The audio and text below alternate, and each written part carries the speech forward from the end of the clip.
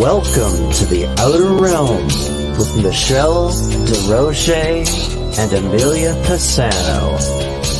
Airing live on the United Public Radio Network, 105.3 FM in New Orleans.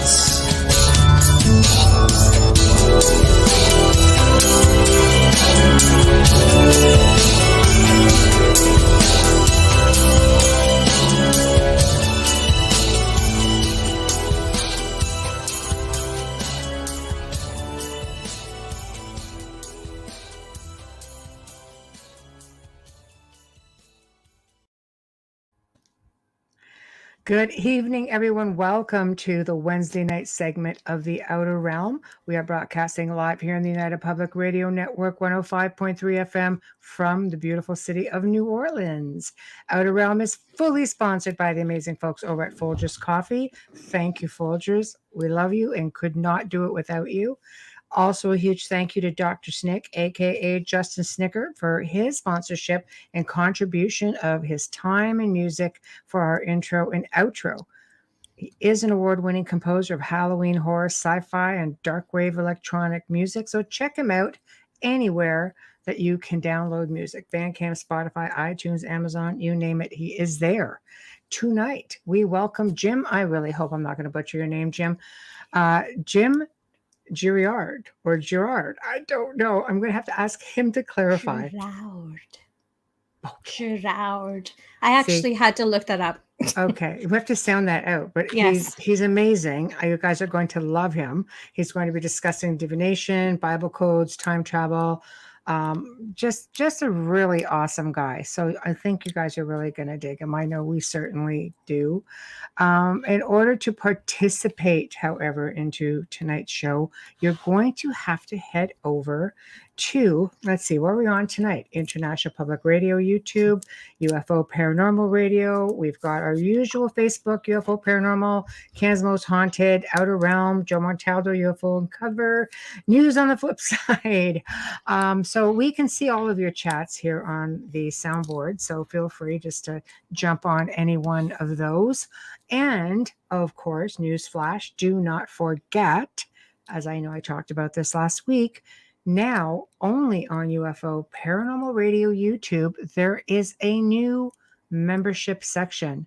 Why do we want to know this? Because there's going to be good stuff on it. It is the only place that you can find any of the archives for the Gray Zone Uncensored with Joe and I.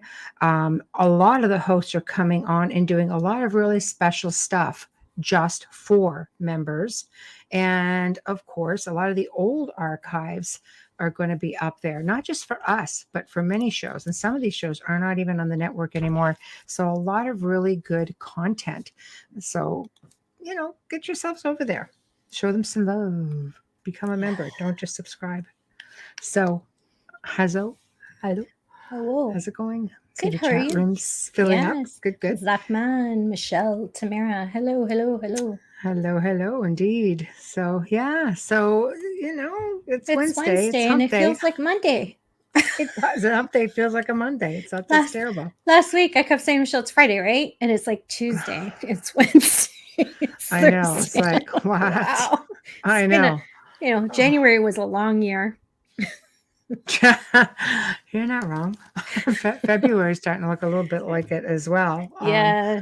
But That gopher's a liar. I'm waiting for the nice weather. You know what? I actually saw robins about a week ago here, and it's like freezing. It's snowing. They're thin little things. They're a month early at least. They're not gonna. I don't think they'll survive it unless they're really tough little things. But somebody wrote about that because you mentioned it last week, and they said, we feed, I think it was in the chat room, we feed them year round, but you had mentioned they don't eat seed. So to my knowledge, they don't eat seed unless you're going to the pet store to get bugs or worms or something. They will eat things like pet food and stuff like soft food, things like that, from what I understand.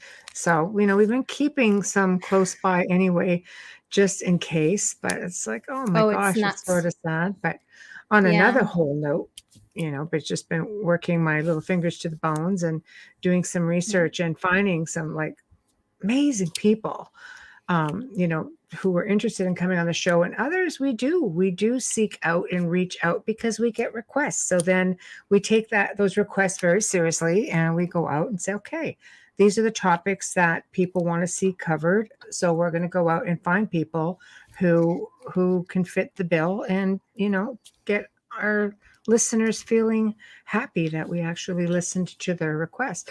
And I can't say it right now, but we have they're all amazing, but this guest here is just like, personally one that I have followed for a really long time. Just saying. Those are always the best. I know, every guest is amazing, but when you've been following someone and you have that opportunity to sit down and have a conversation with them, I know, the way and it's such an honor.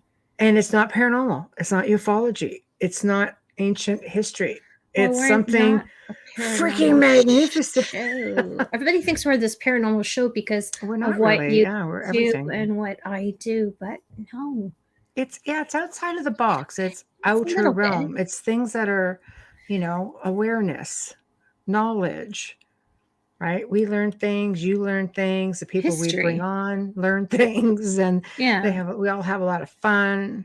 So I think that's really important. Just like tonight's guest is going to be fantastic. I'm really looking forward to it. When he approached me, it was super interesting because he's very knowledgeable, but it was kind of like all over the place. I'm just like, it was kind of like me. Yeah, and like he'll fit right in. It's Tuesday, it's Wednesday, Friday. Yeah. So it's like, this is going to be outstanding. It's an effect of a great mind. That's what they say. People who are squirrely are very intelligent. I'm like, there's just too much there. That's what I think it is. I wasn't always like this, so it's a little bit weird for me too.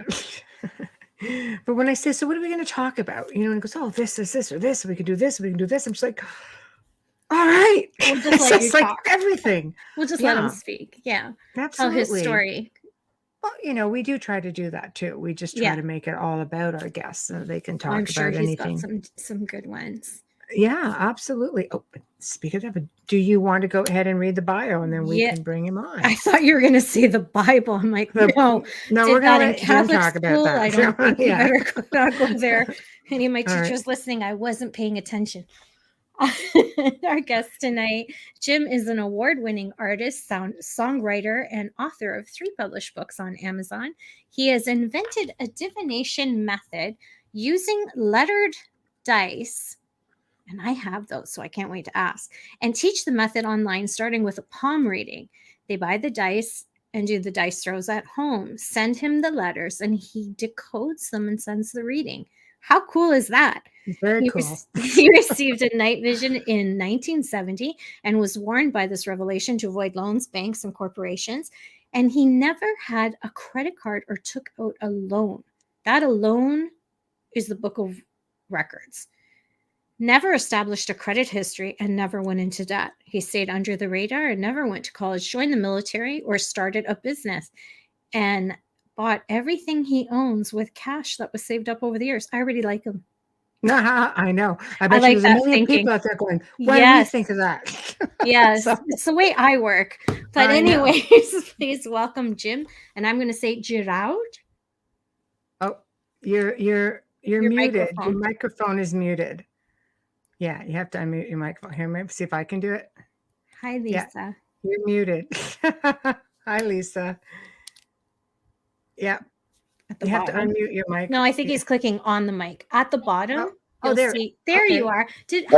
How do we pronounce your name? Girouard. Girouard. Here we are. Easy. I Googled it. French I had the pronunciation. Girouard. Really? She's and Italian, then you come I'm and French. just say Girouard. It's a French name, and the original name was Girouard. Yes. Giroir. And, Right. my parents immigrated here from Canada, and their ancestors were from France. And when we did a blood test a year or so ago, We found out that we're mostly British. Right? There's a lot of the French are. I've got some Brit in me, and I've got all those lineages in France. It's just like, how'd that happen? So Yeah, I mean, the United States is like a melting pot of Europeans. Yeah, so true. is Canada. Yeah, it's Yeah. true. It's a whole melee of like Yeah, I amazing mean, stuff. French, Irish, Italian. Yeah, Yeah. here too. Urdu. When you Google the pronunciation and you listen for the sound, it is a French pronunciation. And we were like, we do not want to butcher his name. It's like, I how do know. you say this Girouard. properly? I thought I had it right Girouard. because I'm French. That's like, did I get Girouard. it right? Yeah. Well, you can get a little rough if you want. I just won't tell anybody. Okay.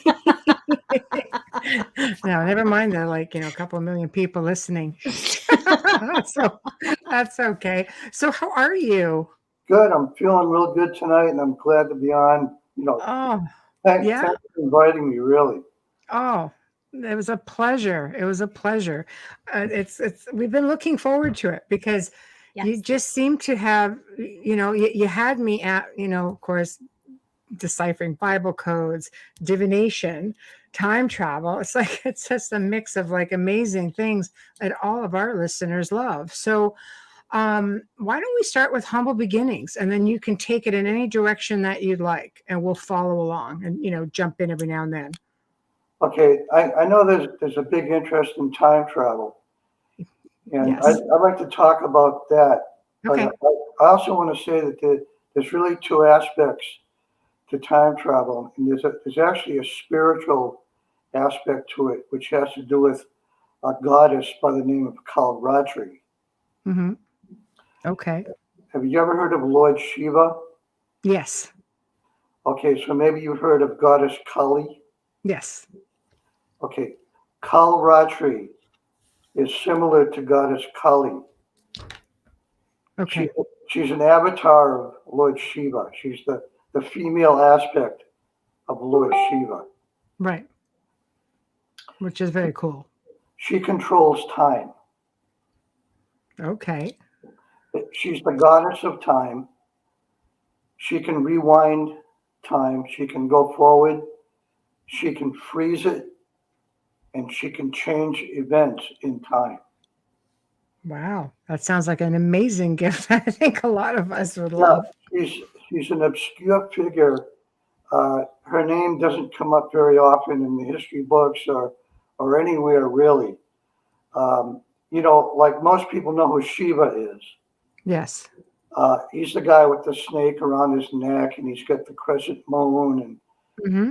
and then goddess Kali is really famous too because, she cuts their heads off and drinks their blood, and Yeah. the black magicians and the sorcerers, they love goddess Kali. Right. They even think she's a demon.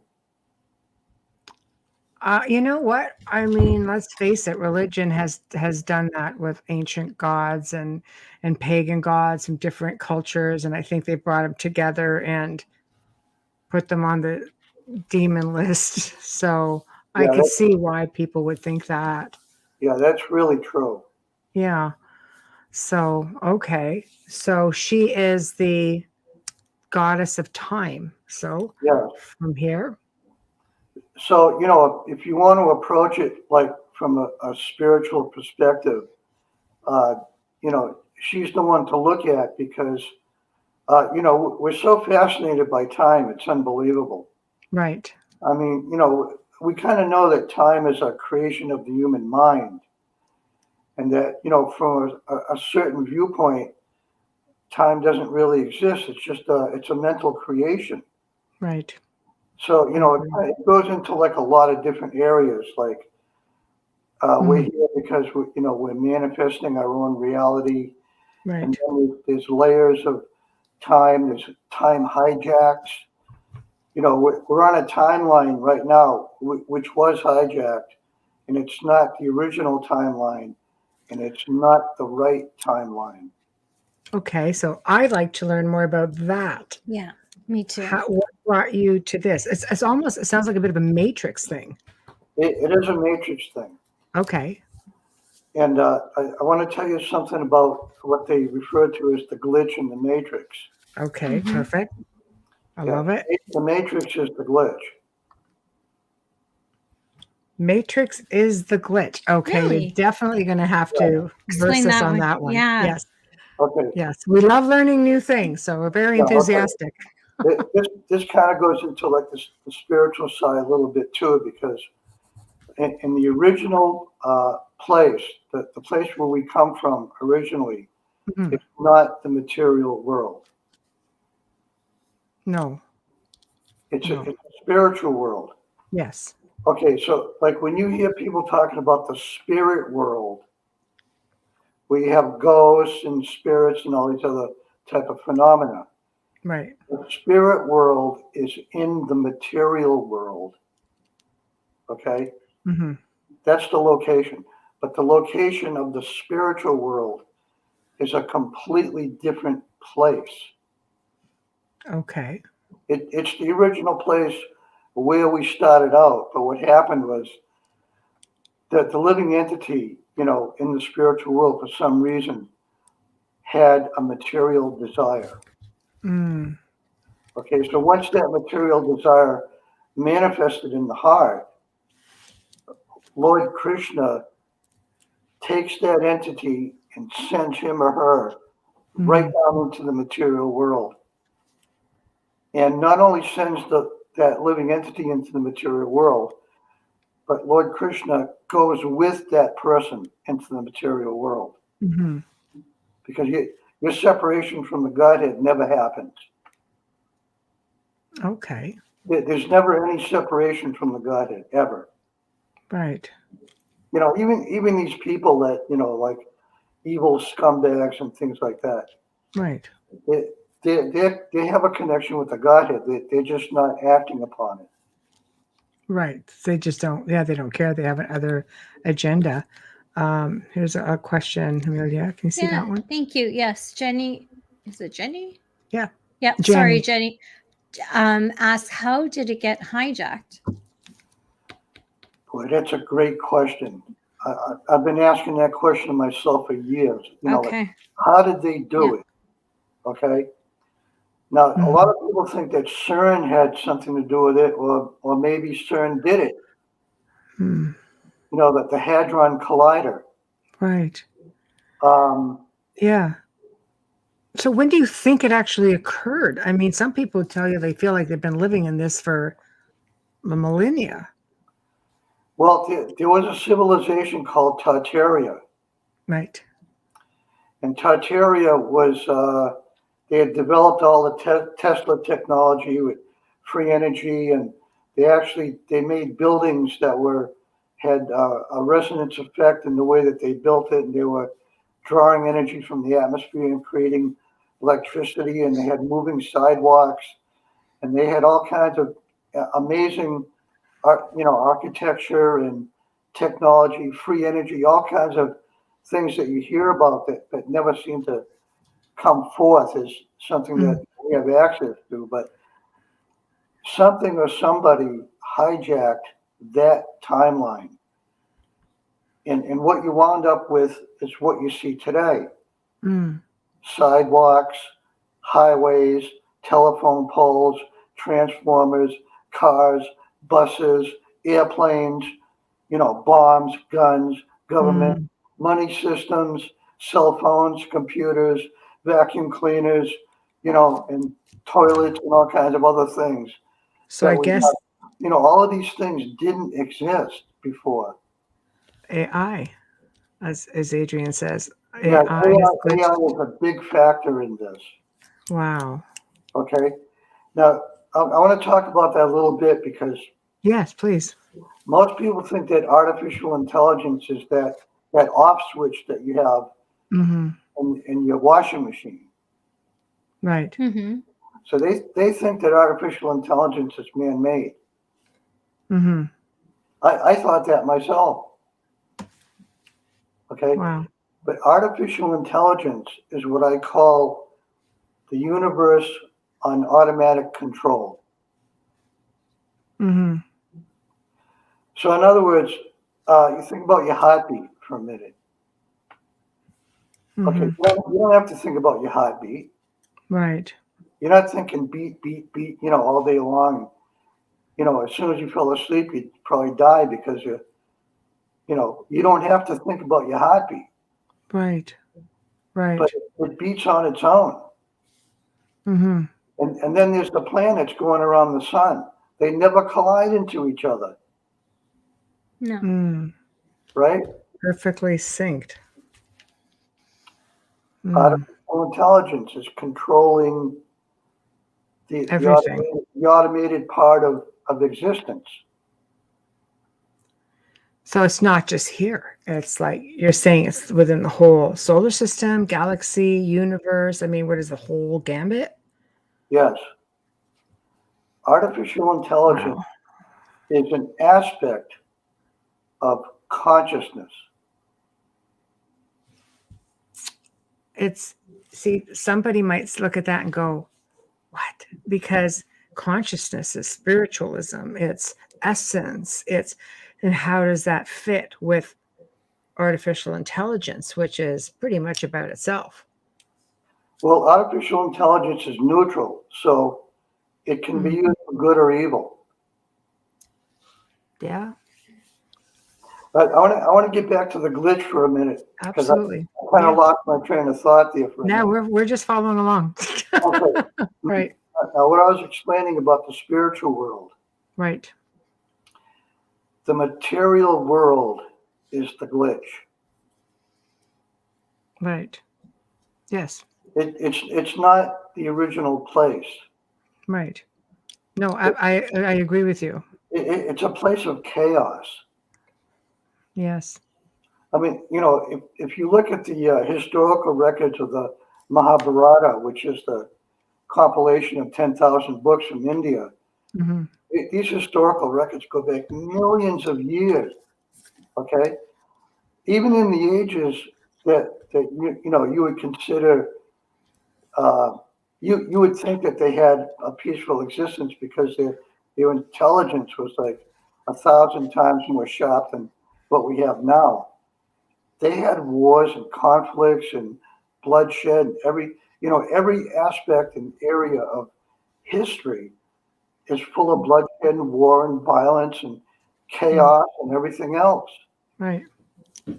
So, all the stuff that's going on in the world today is not unique. Hmm. So this material world is like the glitch that happens when the living entity has a material desire. Hmm. And the Vedic text refer to it as Maya, which means illusion. Hmm. Okay. So here you have illusion. It's like the basis of the material world.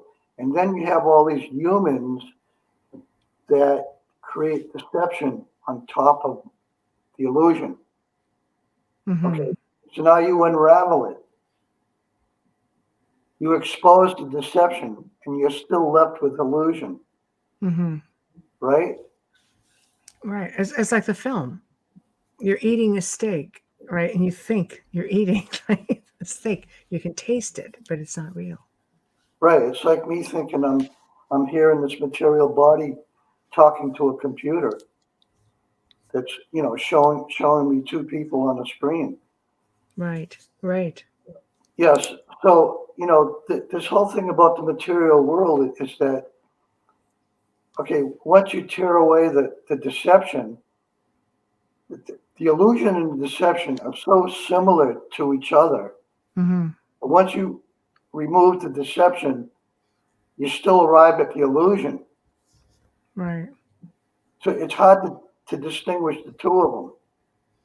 So how do you do it? How do you escape the matrix, so to speak? Is What? there a way to do it? I mean, how do you get out of it? How do you go back to where we're supposed to be?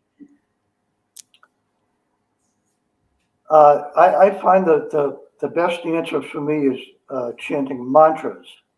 Right. Okay. Right. Okay. That's Buddhist. Yeah. Yeah, there's mantras in the Buddhist religion Right. and Hindu and even Christianity has mantras. Right. The chanting of mantras, like for me personally, I can only answer it like from my own personal perspective.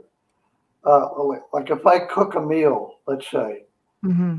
I place it on the altar in front of the deities, and I chant mantras, Mm-hmm. like make it into an offering. Right. And Right. in this way, the deity that I'm offering it to accepts it and consumes it, and then I eat it. Right. So what I'm ingesting is spiritual energy because it's been offered to the Godhead, and the Godhead accepted it. Right. Okay, so you know, we're talking about freedom and escaping. I understand what you're saying. I understand how you feel, Mm-hmm.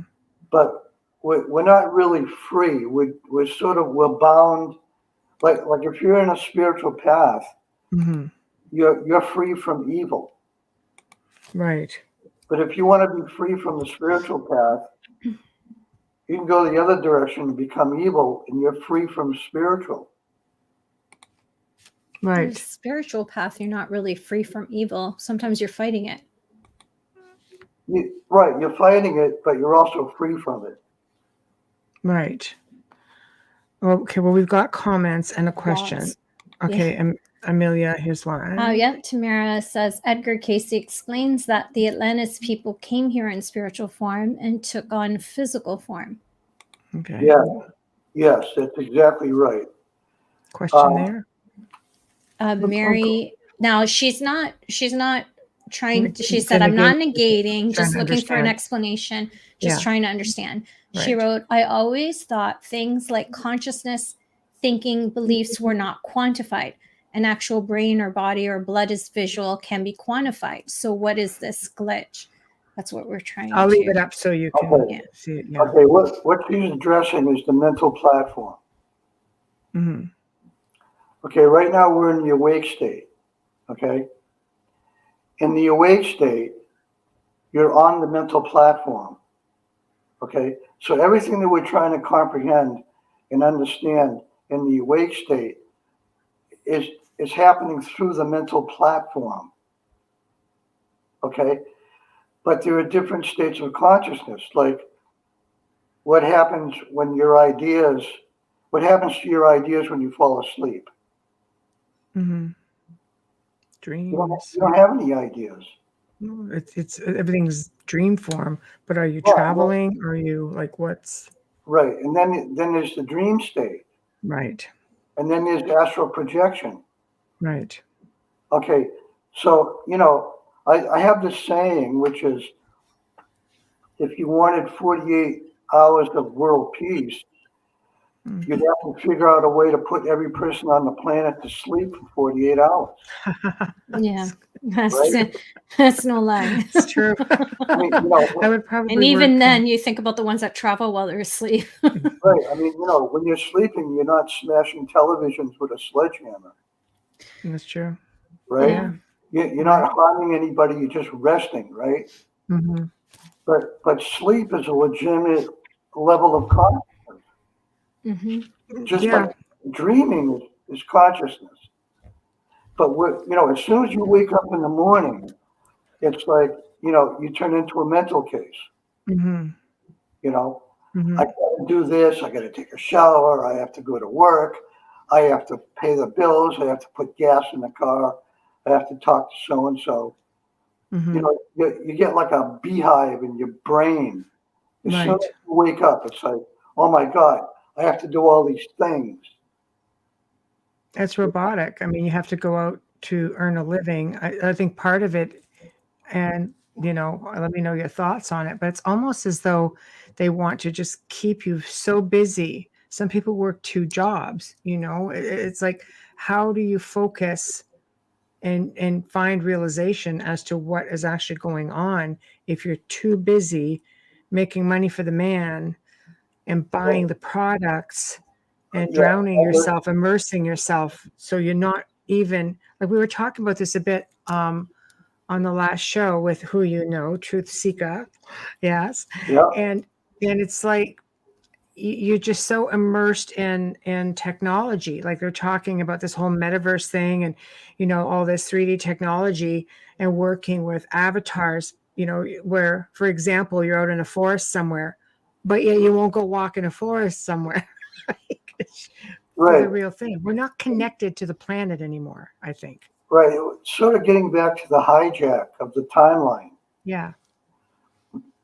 We're in the hijack state. I think we're slowly coming out of it. Okay. There's a lot of energetic things that are happening that you kind of have to look for these things because they don't come out like in the mainstream, and they'll come out by an individual, but there isn't any sort of loud glaring announcements about all these cool things that are going on in the world. You have to look for it. Right.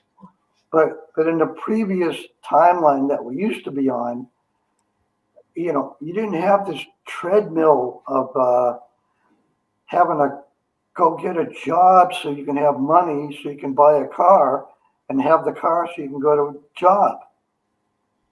Sounds like, being a flower child in the 60s. It's all love and life and good times. But when do you think this kicked in? So when do you think this was hijacked? When did it really change, do you think? I would say roughly a couple hundred years ago. Okay. Maybe as early as 150 years, going back. Wow. They're finding these buildings that, the architecture, the structure of it is so complex that it's nothing like what we could build today. No.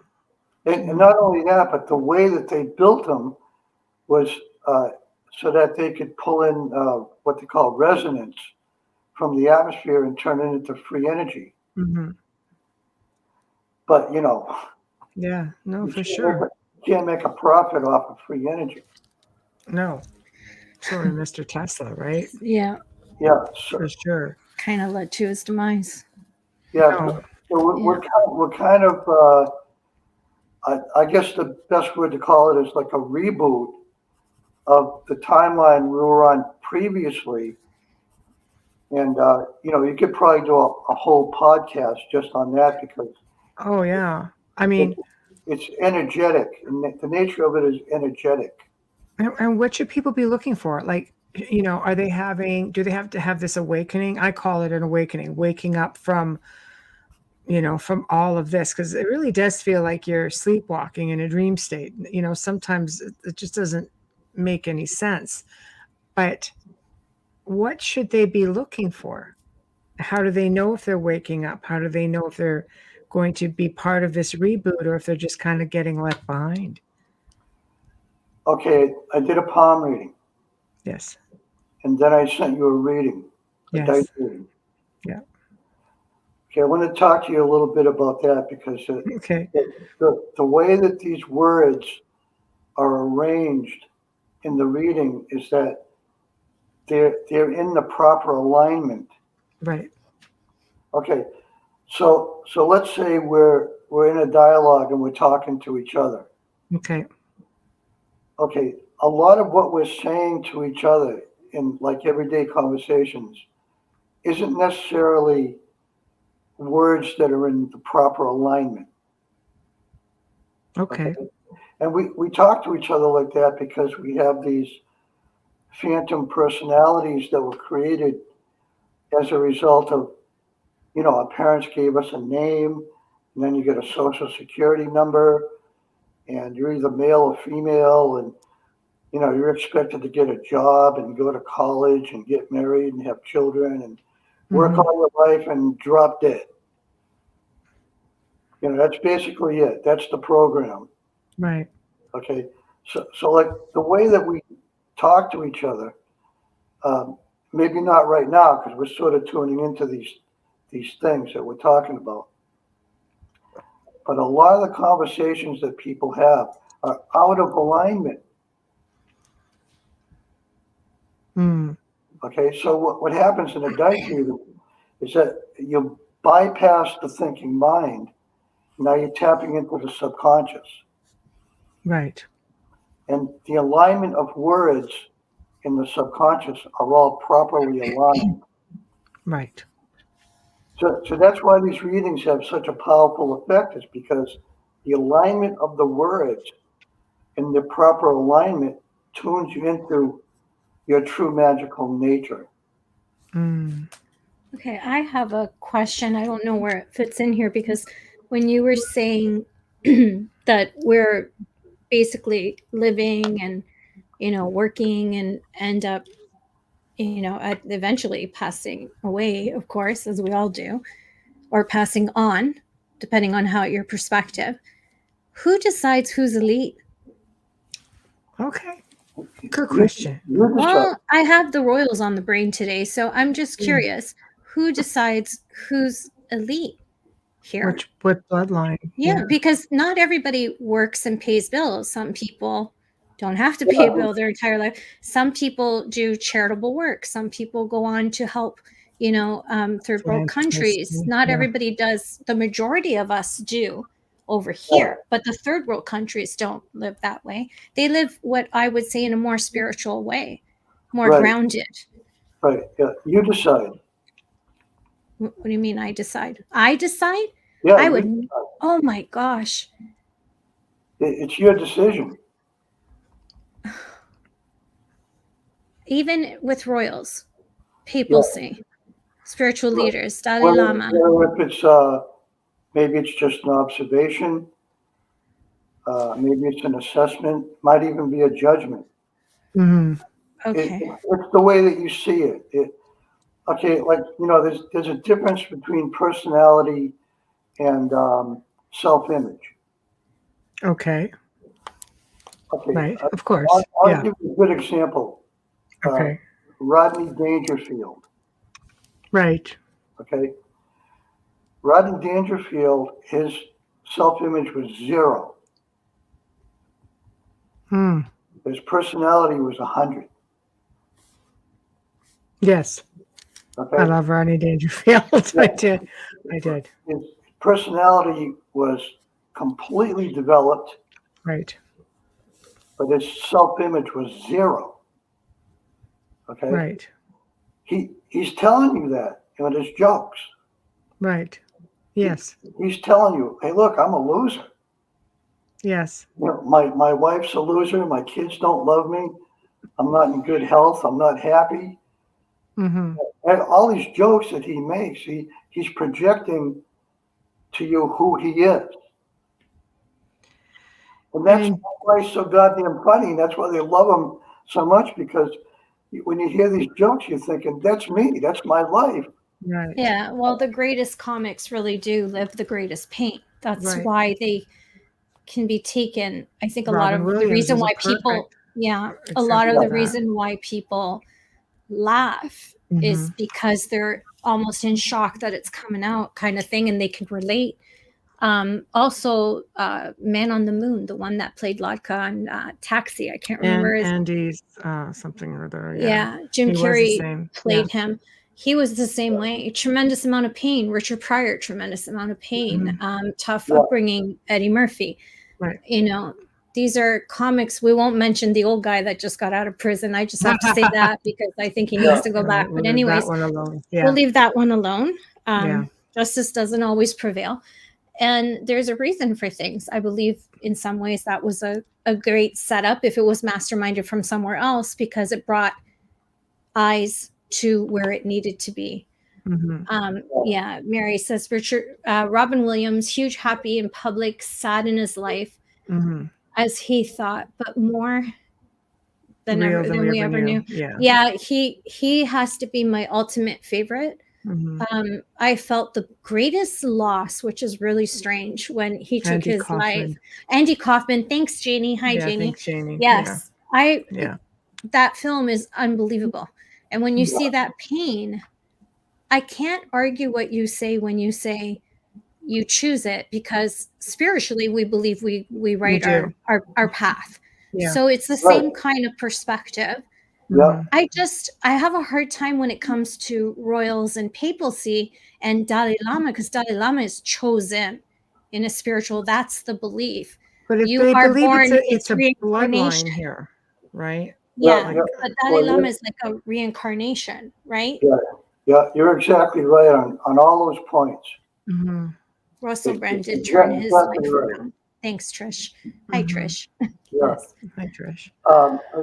I think that there's like a big part of us that has this sort of anger and frustration towards the elite because they seem to be like manipulating and controlling the narrative.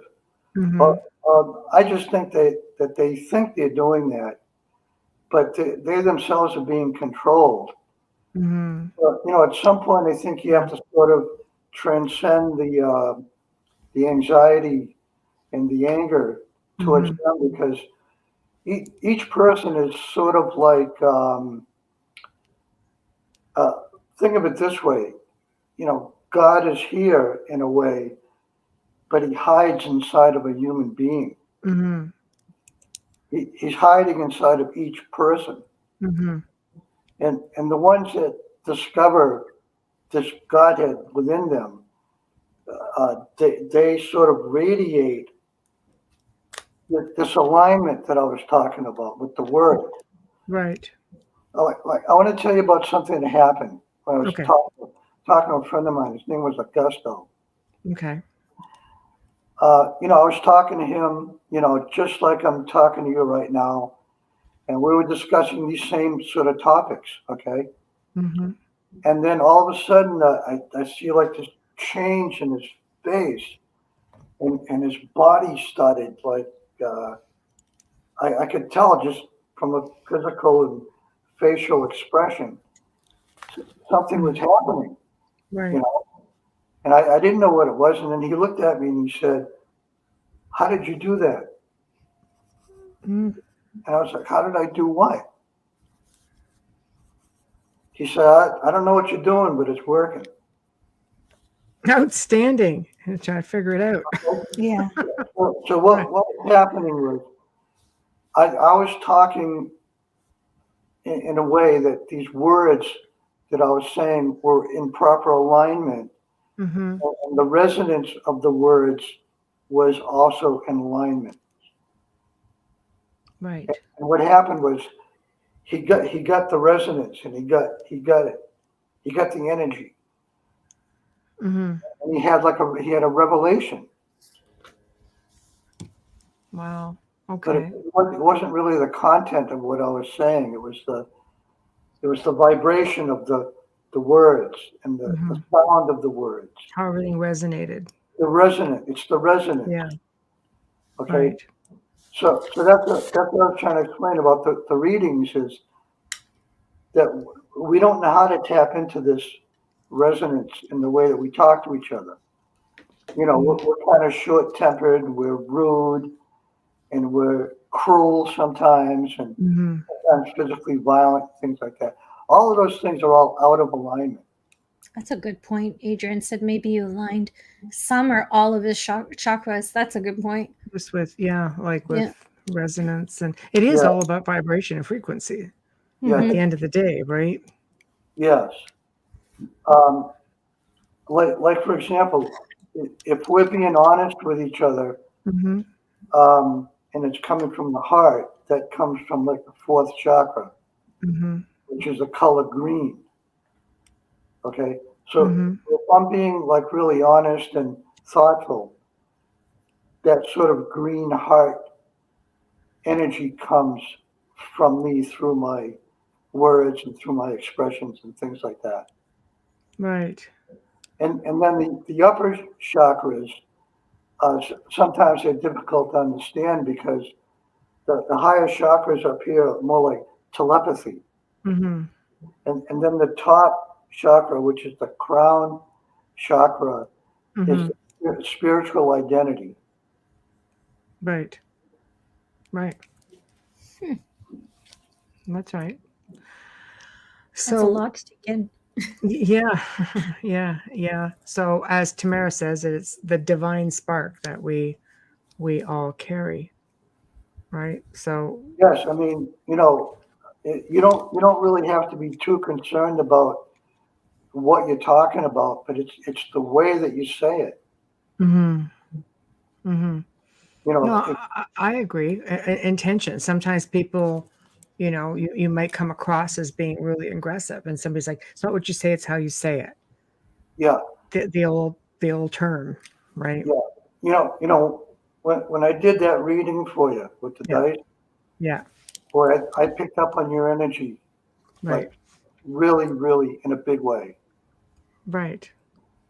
Thank And you. yeah, and from the reaction that you had from the reading, I could tell that it was really for you because there's some people I pick up, I can tune into them Mhm. really in a big way, like with you, like really, really picked up on your energy.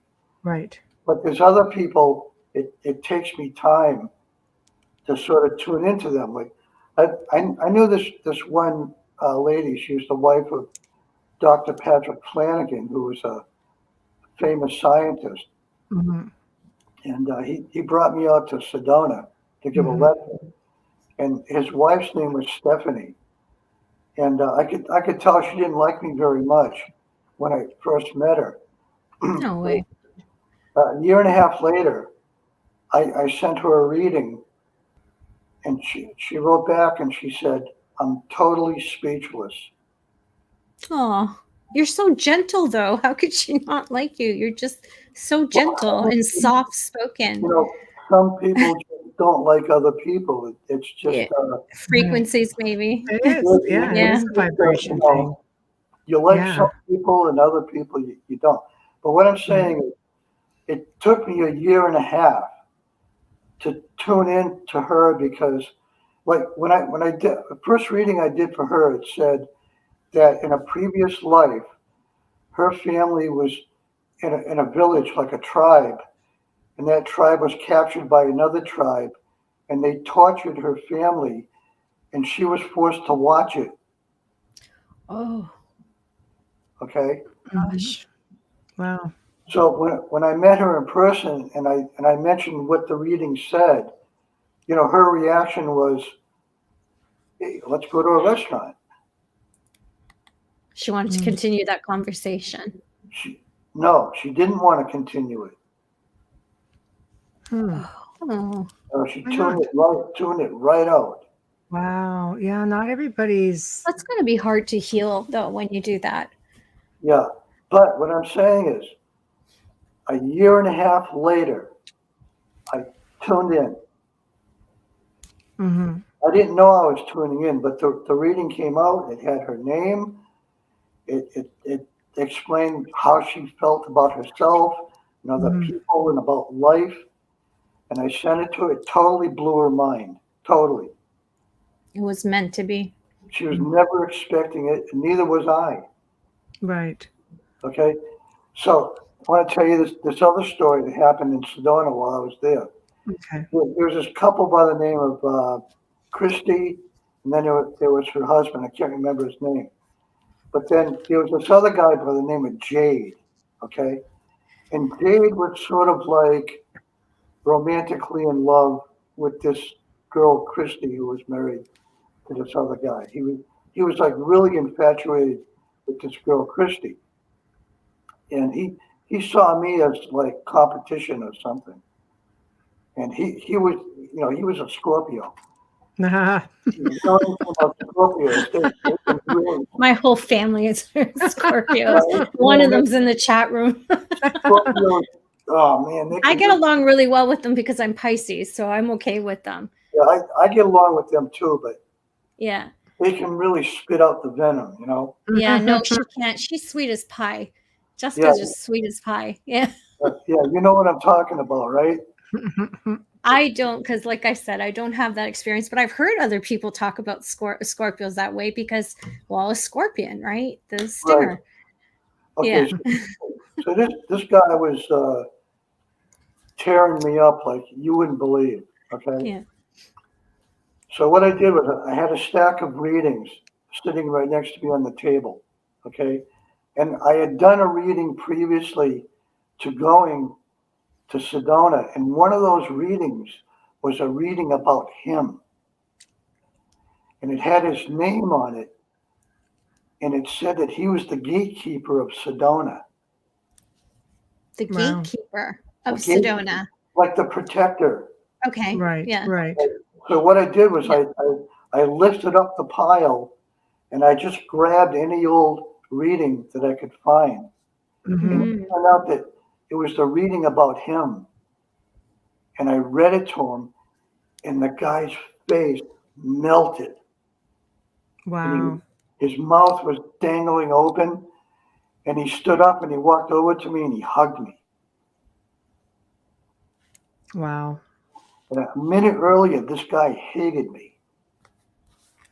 Again, Wow. vibrations. So Yeah. your readings then basically are attributed to the past or the proper timeline. Right. What I'm saying is these readings, Mhm. they tune into who you are as a person, the Right. magical person that you are. King, duke, prince, priestess, princess, queen. You know, there's all of these different titles that you get. You get like a magical name, Right. and it describes your nature. Right. It's your real nature. And what I was doing by reading this reading I had about him was I was acknowledging his true magical nature as a protector and a Mhm. gatekeeper. Right. But he was, you know, he had that sort of scorpionic Mhm. dead. I mean, it's their nature. Right. You know, Right. like someone gets bit by a scorpion, and then they say, "Well, why did the scorpion bite me?" Mm-hmm. Right.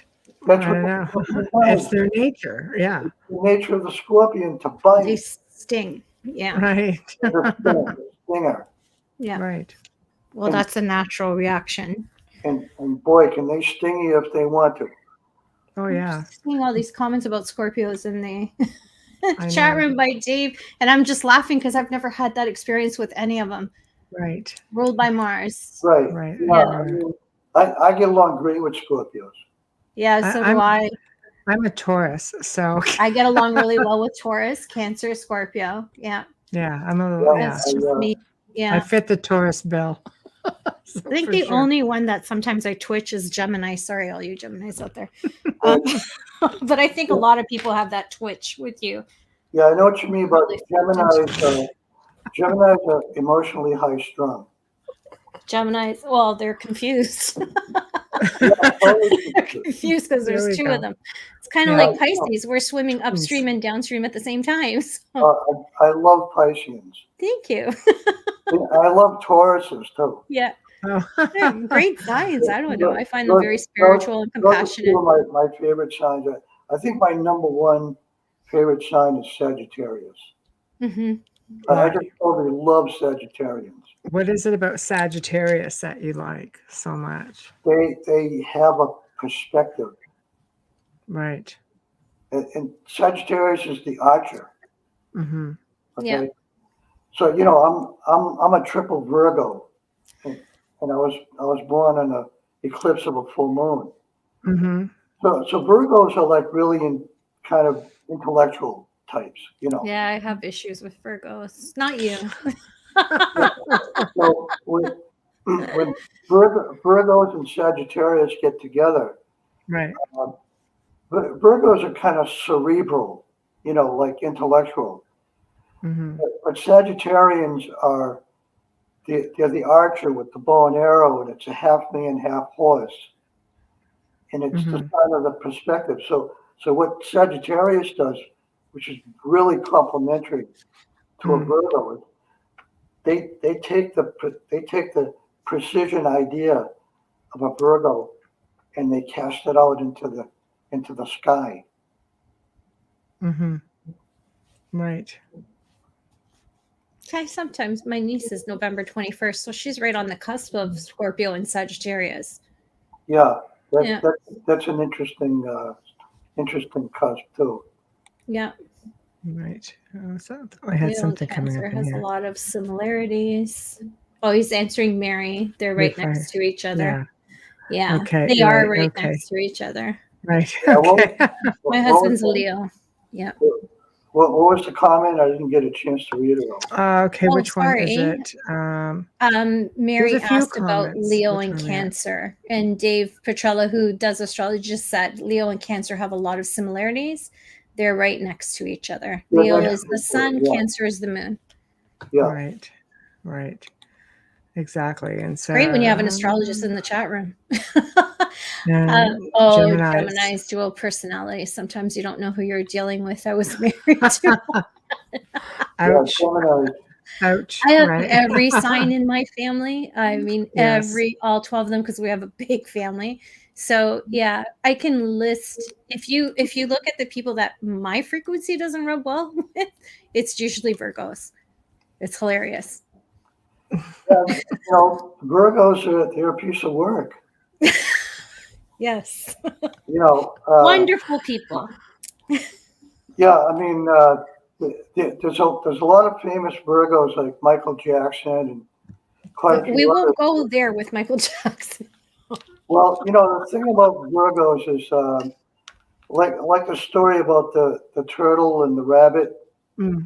They're in a race, and the rabbit is Gemini because they're the fastest, and Virgo is the turtle because they're the slowest. Right. So what happens is that the Gemini rabbit is running to all these places real fast and talking to all his buddies and his friends, and the turtle is just moping along real slow. Mhm. And in the end, the turtle wins because it didn't stop anywhere to associate with anybody. Right. And that's kind of like what Virgo is. Kind of like the most non-event sign in the zodiac. To one of my mentors is a Virgo, and he's probably the only one that is a Virgo that is that close to me in my life. But anyways, we could go on and on with the zodiacs. That's a whole other show. But it's funny how everybody's so interested, right? Because we always want to know more about ourselves, and the zodiac's fun. Honestly, it is a lot of fun to see things. Yeah, I got used to Western zodiac, Cancer and Leo and Virgo and all these, the sort of Western perspective of astrology. I got from a magazine, like when the Beatles came to the Ed Sullivan show. There was a Beatle magazine that came out, and it had all the astrological signs of the four Beatles. Like Right. John Lennon was a Libra, Paul was a Gemini, and George was a Pisces, and Ringo was Cancer. Right. That was like my introduction to astrology. Oh, wow. And Trish said she's a Gemini here. You're good, Trish. You're good. There's two of you. You never get tired. That's right. Gemini is the twins. Pisces is the worst sign because we're swimming upstream and downstream at the same time. We're that confused. Well, let me tell you something about Pisces. Uh-oh. Now I'm like, maybe I shouldn't have said anything. Well, it's true. I'm just going to tell you straight. If you can exercise self-control, that's the key to everything for a Pisces, because Pisceans, they have the tendency to go towards the alcohol or the cigarettes and the drugs and the partying. Oh, I'm not. Bubbles, you're just a party animal in disguise. I'm a really boring Pisces because I don't do any of that. Yeah. Right. Here's the thing about Pisces. If you're a sober Pisces, man, you've got it. Well, thank you. I've been sober for years. Yeah, I can't drink. I have one drink, I'm under the table. Like I can't hold my liquor to save my life. I'm telling you right now. Yeah. You are lucky. Thank you. You're very, very lucky to be a Pisces and not be addicted. No, I think it's because I'm the 19th of March. I'm pretty close to Aries, but I do have a lot of the characteristics of Pisces. The daydream. Yeah, I know Pisces, and it's exactly what you say.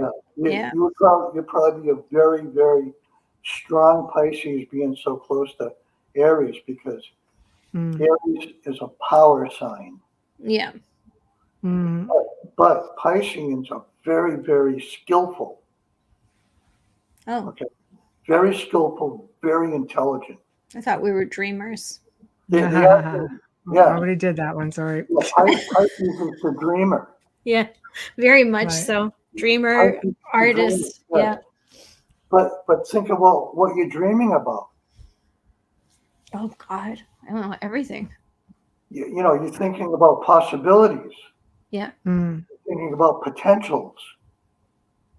You know, you're thinking about how the world could be peaceful. Peace. Oh my gosh, it's like you ripped it Right? right out of my brain. Yeah, I just Yeah, was thinking that. that's it. That's the dream. Mhm. Yeah. You know, I mean, that's like the collective dream that we all sort of have this idea that the world could be at least more peaceful than it is now. But it could never be completely peaceful because the material world is a place of chaos. Right. Yeah, I was Right. never that Yeah. that partier. Yeah. There's been periods of peaceful history, Mm. but only short periods. And then, you know, look what happens when you start mingling with someone that disagrees with you or someone you Oh, don't turn into as a Pisces, it's not good. a Pisces want peace. They want peace in their family and their friendships. They want peace. I don't tolerate gossip in my circle. I think it's got a lot to do with the sign. I really do. You know, it irritates me. I don't like to see people fall or fail. I like to see everybody succeed. And I get angry if, you know, I don't Yeah. like I don't like confrontation. I'm only confrontational when I'm pushed. I feel like that's where I'm a Scorpio. You push me and my tail comes out and smacks you. But I'm on the same boat as you. yeah. I have a moon in Pisces. Oh, okay. Yeah, it can be irritating. It can be hard being Pisces. I think it's hard for all signs to accept that part of them that's not as positive, right? You know, Yeah. so I already and as accepted. I'm a Taurus. you're a We great really are we get along bullheaded really and well. stubborn So and aggressive and oh, I see. I don't think so. My dad and you are only 2 days apart on your birthdays, both Tor- Taurus and Tor- both. Taurus You're is- more gentle than you know. Yeah, Tauruses are wonderful. Yeah, shh, you don't tell guys. anyone. She really is gentle. You're killing me. Don't believe the hype. Yeah, Yeah, Right. I love Tauruses, especially nurturing, women caring. Taurus. Yeah. The one sign that I don't get along with very well is Cancer. Oh, I do. Yeah. Me too. Some I'm of them married to are one. real good, you know, but Was. the sign Cancer, they're born to aggravate. They are what? Or to Born aggravate. to aggravate. Born to aggravate. I I like find I find cancers can be very passive aggressive Right. and very Yeah. much a victim. Yeah, And I exactly. find a lot of That's- cancers are yeah, narcissists as well. So that's exactly it. yeah, they do have narcissistic tendencies. Do you agree with me, Dave? But anyways, they That's do. exactly- They don't realize it. You hit the nail on the head with that one. Yeah. No, and the thing about it for me is my rising sign is Cancer. Right. Oh, okay. Right. So, Yeah. you know, I try to keep that aggravating. Cancers are not morning people. control. Oh God. You know, Right. so I've got Pisces and Virgo, and they're opposite signs. Mm. So, you Yeah, know, the Virgo is sort of like a professor in ufology. Hmm. Pisces is like, hey, let's party. Right. You know, Pisces is the fun-loving my case is let's eat. party. You know, and then Virgo, which is the opposite, is like the intellectual PhD in ufology, Hmm. a walking dictionary of facts. Right. And Right. you put the two of them together, and it's like totally crazy. Right. That's Yeah. Yeah, I try to. I mean, it's always good when you get the old cliche line, "What's your sign?" I think it's I a good know. question because right off the bat, you know who you should be staying away from, who you can be compatible with. I think it Yeah. should be a prerequisite. We have to be So, careful. Mary's a Cancer. She's like, that's a Cancer. I will listen with a giggle. I love Cancers. I get along with them really well, but I right. know them very well and I know the tendencies. They Mhm. are so similar. My friends that are Cancers that are different ages are so Right. similar in Right. personalities. And I just know when to just like back off and not push Right. things. Yeah, they're not, I read them very easily. cancers aren't usually mean spirited. It's like we were talking about Scorpio. Scorpio will sting you. It's their nature to sting. But Mhm. with Cancer, it's their nature to aggravate. Right. But it's not mean spirited. No, it's just Mhm. the way It, they are. it's Yeah. their personality. Well, Right. Wayne said he finds Geminis to Yeah, let me be just bring it no, up. you're not bad at all. I get along really well, Robin, with Scorpios. I love Scorpios. I found Gemini to be able to see both sides of a situation and can easily understand both sides. I Mhm. feel that with Libra as well. Mhm. Libra is Libra, always the peacemaker and never ask Libra where they want to go to eat. Just saying. Mhm. I didn't know Never that. ask them a question that they have to answer. Not what movie do you want to see? Where do you want to go eat? Oh, Do you want to go yeah. for Okay. coffee? Yeah, They are right. indecisive. They can't make decisions. It's the biggest joke we have going because a Mhm. friend of mine, both our daughters are Libras. We're like, don't ask them Right. because Right. we're going to be here for hours. Really, Okay. we're going to be here for Right. hours. Here's a quote by Aleister Crowley, who was a Libra. Yeah. He said, "I gave my life to God, but I don't know which God it is." There we go. I was gonna say I what? like that. I'm going to write that Yeah. down. I love that. Yeah. No, for That's sure. Libra. They do They, love to they, talk. they Cancers can't love to they can't talk. make a decision. Mhm. No. It's the balance. I like Such Libras a too. They're balance. humanitarian. Right. Right. David Sarita. Do you know who he is? Yes. Okay, I've heard the David name. Sarita went out by himself and planted 1,100,000 trees. Trees. Yep. That's amazing. Libra, Yeah, it's amazing. you That is know, amazing. Libras do things like that because they love humanity. Mhm. You know, uh, Dr. Patrick Flanagan was a Libra. Mhm. Let me tell you the story about the reading I sent to him. Okay. I watched some of his earlier videos when he was younger, and I did a reading and I sent it to him. And part of the reading said, the Porsche goes over the cliff. Uh-oh. So I didn't know what that meant, and I thought, well, I don't know if I'm going to send this, but I sent it anyway because I thought maybe it meant something to him. Okay, Mhm. he got the reading, and 3 days later, he woke up one morning and he went, "That's it, I got it." Alex, a friend of his, went over a cliff in a Porsche. Wow. So it's like anything else. It could have a delayed reaction, right? Yeah. So what happened was this guy Alex, as he was, going through the air in his Porsche, Sai Baba appeared in the car and embraced him, and he walked away without a scratch, and the car was totaled. Wow. Wow. Okay, so Patrick Flanagan called me on Skype and he said, "My guides are telling you what to send me."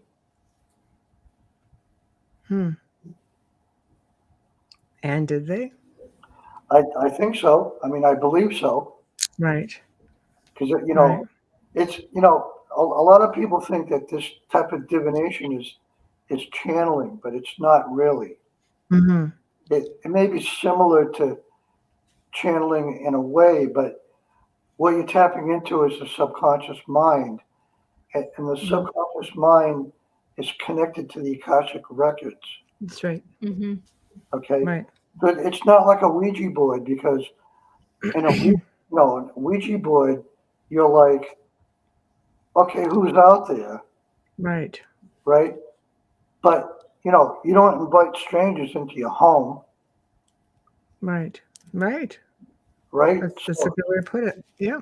So why would you invite a strange spirit into a Ouija board? We have that question, that we have that discussion all the time. Yeah. Yeah, like there was a story about a Ouija board in Fitchburg, Mass, which is where I'm from. Right. And, once they realized that there was a whole bunch of, bad energy coming from this Ouija board, Mm-hmm. they threw it in the fire and they heard, Oh no. Right. Right. the entity that was in the Ouija board was screaming when they threw it in the fire. Right. Yeah, it's really tough because unless you actually bind them in there, they could just, they could get out fairly easily. Yeah, the Ouija board is sort of like riding a wild bull and trying to stay on it. It can. For Yeah, sure. with no net. Yeah, it can. Ouija boards, you have to be very careful because you could risk an attachment, and then it's not even about the board; you're the walking planchette. So that's a huge discussion. So basically, when you're doing your readings, people just tap into the Akashic records.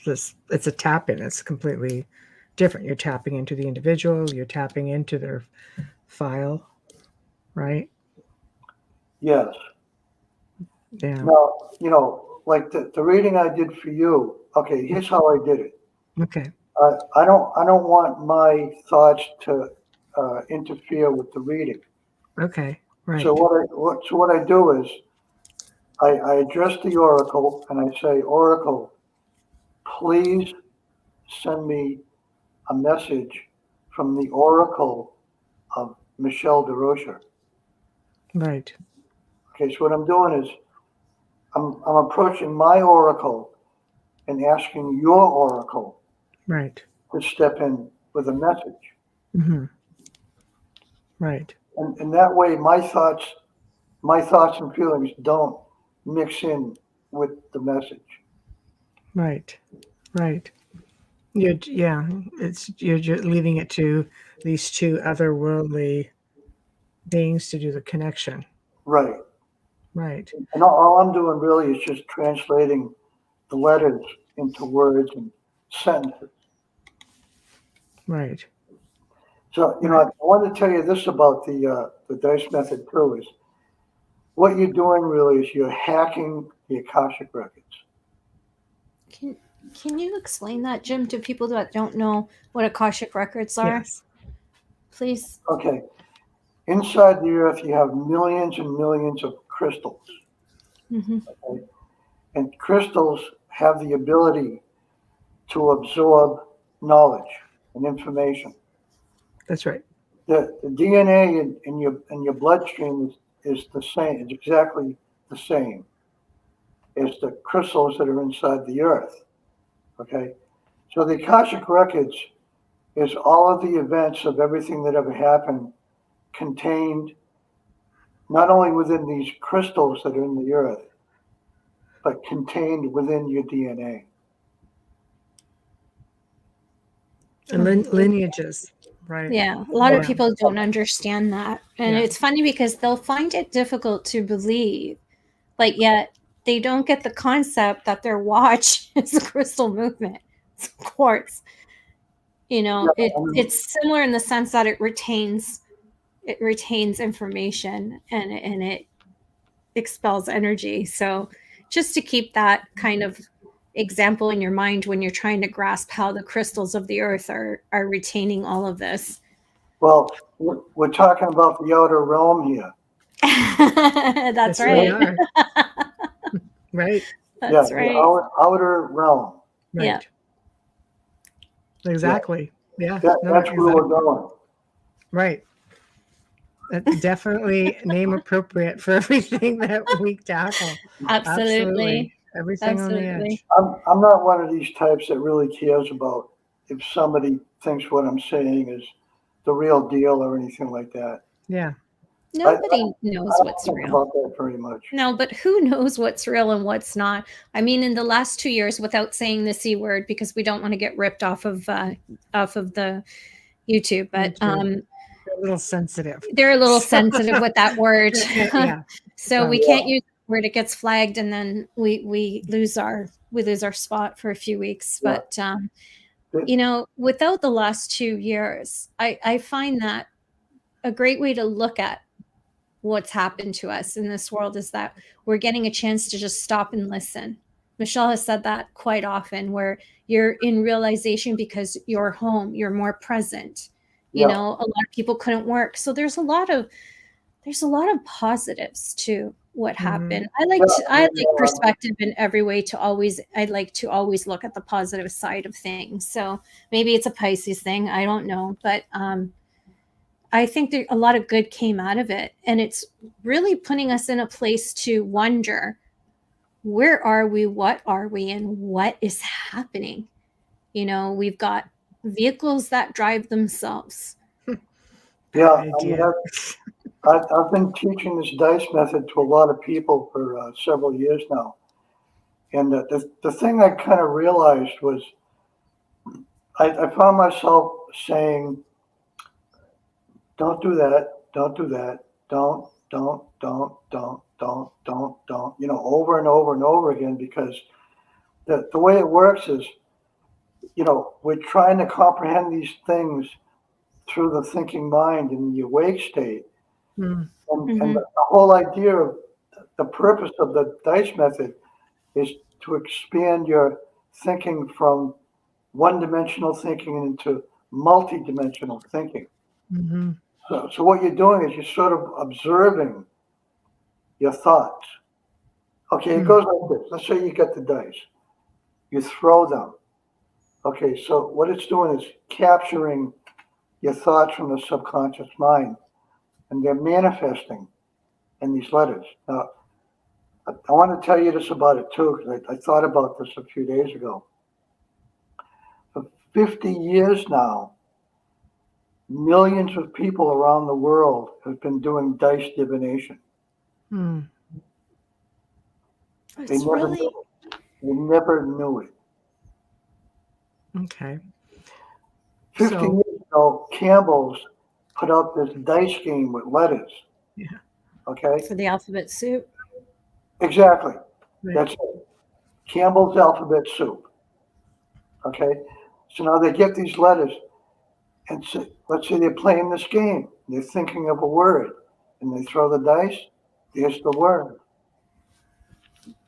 And then they look at the word and they go, "Oh, I was just thinking about that word, and there it is on the table." Like alphabet cereal, same idea. Right. But they're not realizing that it's divination, and that the letters are capturing their thoughts from their subconscious. I completely agree with you on that theory. And I'm going to go back to the Ouija board, and please give me your thoughts on it.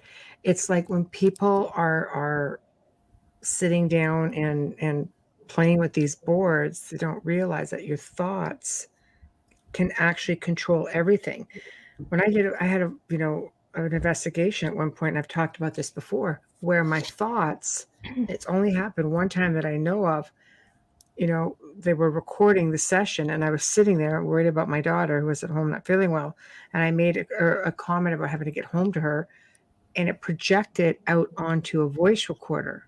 So we're really strong we're strong beings. Exactly. And we can definitely project out intention. And we can create like psychokinesis, telekinesis, all that sort of thing.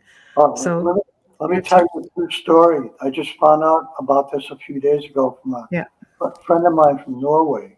And he was telling me that, years back when he was doing the psychedelics and that sort of stuff, he learned how to project an image of himself onto a photograph. Interesting. So he'd have a photograph of the woods, let's say. Yes. And he would project an image of himself being out in the woods. Okay. And then what he did was he then projected a second image of himself being in the photo. So there was two images of him in the photo. And then the second image was projecting another image into the photo. So how many of these spirit photographs do you look at, which could actually be human projections? Well, if let's what say, you're saying is true. let's say there was 3 images of him in this photo. Right. What happened was he couldn't find his way back. Oh, okay. That's interesting. So what That's happened? creepy. That is creepy. Like, Yeah, because we don't know what we're doing with this stuff. Is the photo another dimension? Yes, but the thing about a photo is a blank photo is a spectrum, okay? Mm-hmm. And that spectrum is sort of like when you turn on the radio and there's no station, mhm, you get like Right. that white noise. right. Mm-hmm. Mhm. There's your spectrum right there. Well, in photography, it's the same thing, but that blank photo Mhm. kind of like the interdimensional realm. It's like the belief in some of the indigenous peoples, throughout history, especially when cameras became a thing, they would not allow their photos taken because they believed that it would capture their soul. Mm-hmm. Right, exactly. Italian culture used to believe that as well. And according Long to time you, ago. it can be a thing. That's Yeah. kind of creepy. Now I'm wondering if my great grandmother was right. So what happened was he did eventually find his way back out of the photo. But what we're talking about here is a projection into a spectrum, and then a second projection, and a third projection.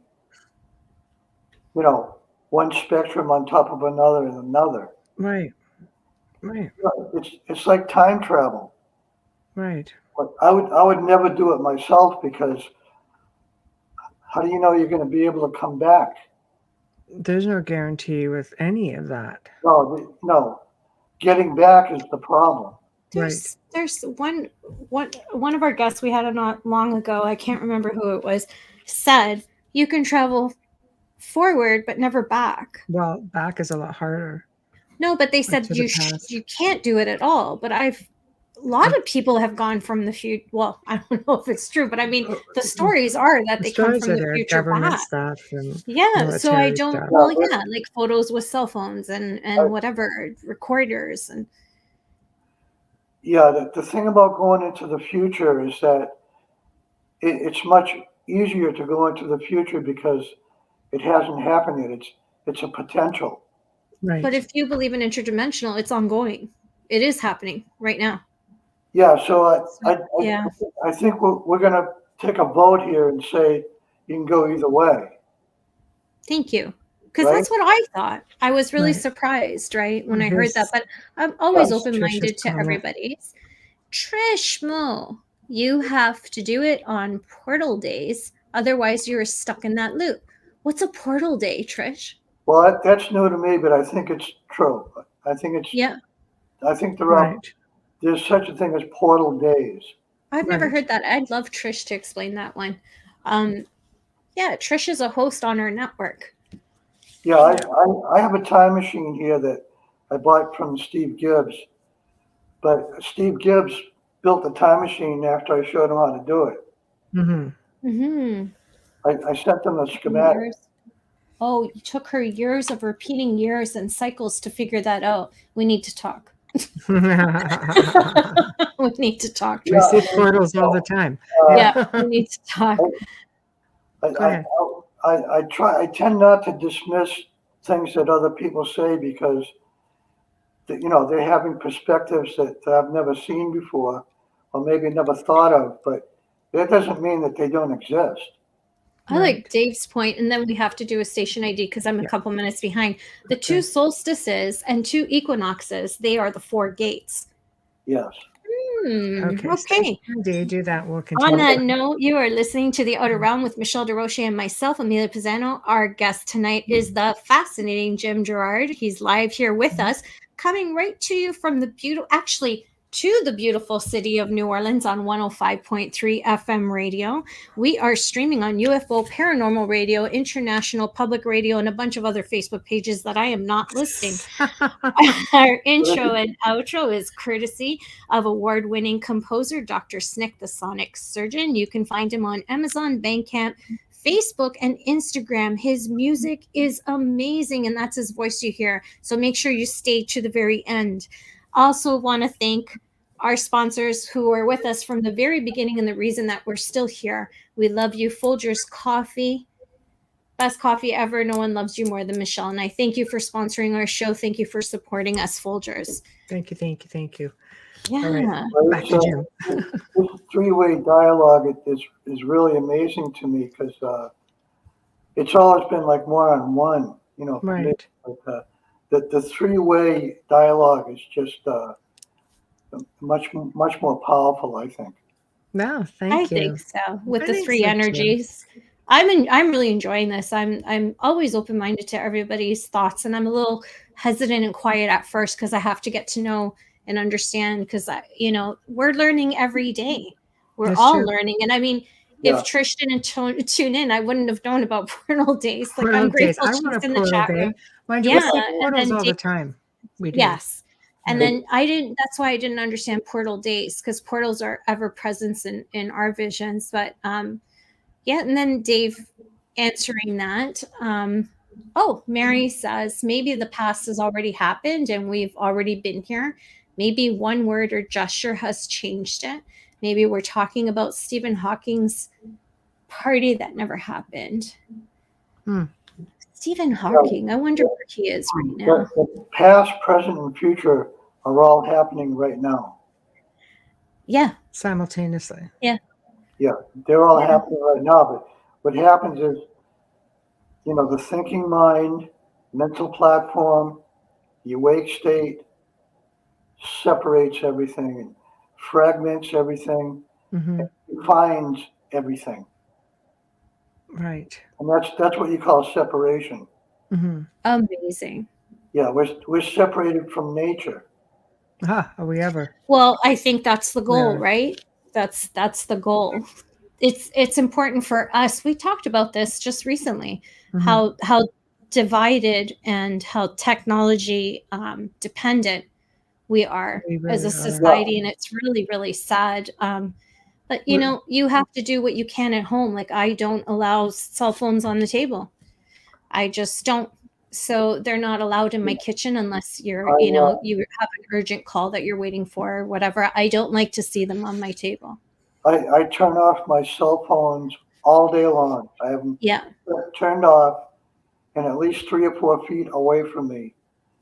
I don't want to hear the phone ringing. How many times Michelle and I have had a conversation and then I'll show her on Facebook that this advertisement just came up. I'm like, look at this. I don't have a smart TV, but I do have my phone with me when we're working. So I kept my landline, and that's my saving grace, and I will stand by it. I swear you should keep a landline, turn your cell phone off. Anybody that needs to get a hold of you, that it's urgent, will call your house. Anyone else, it doesn't matter. They can leave a voicemail on your phone. You need to disconnect. It's going to change your life. Well, you need to connect to the right things. Yeah. Right. Let's say a 9-year-old girl gets a cell phone. Okay. Yeah, not in my house. Okay. Yeah. 9-year-old girl gets a cell phone, turns it on every day, puts it in her pocket, takes it everywhere she goes. GPS. And does this for 10, 15 years. By the time she's 24, she gets married, can't have children. Yeah. You know why? Well, it's the signals. It's radio frequency from the cell phone is frying her genitals. Yeah, a lot of things, even with like I know I had a bad habit when the phones were small where I would just put it, in my shirt kind of thing. And I remember somebody saying to me, you can get breast cancer. I'm like, what? And I stopped, but I've never been one to be attached to my cell phone. So I'm a little bit different that way, because when you work from home, you don't really need it as much. Yeah. But when I go out, I never take my cell phone with me. there is a great meme that I actually saved, and it's a photograph of a wired telephone, an old rotary wired telephone, and it said, when these were wired to the walls, we were free. Exactly. Now we're attached to these phones. And that's exactly what that conspiracy is, right? That they want you to be disconnected, so you can't feel any remorse, or because when you're here, it's easy to insult and offend. Exactly. It really is. Yeah. That's why, I like talking on Skype or video chat or Zoom, things like that, because I can see you and I can hear you and I can see your facial expressions. But a text message or an email, Very impersonal. that's not real life to me. No. It doesn't mean anything to me. No. So you say you don't take it out with you. I don't. Well, I do take it once. If I go to the dentist, Right. I take it with me to the dentist. Save me. That's it. I like the dentist's office. Yeah. Right. I need to use it when I go to the dentist, but that's the only time I ever take it with me. Right. Mhm. Right. I've read so many things and saw so many videos on how smartphones especially can affect, and there's so many damaging things from it, and you're paying for it. Big. Yeah. Big. Stay So wired to whatever you can. That's you're all I'm saying. basically off the grid. No, I'm not off the grid. You're not off the grid. No, I'm not off the grid. But you're off the radar, so to speak. So, as much as I can possibly be. Right. I try to disconnect myself from all this electronic stuff.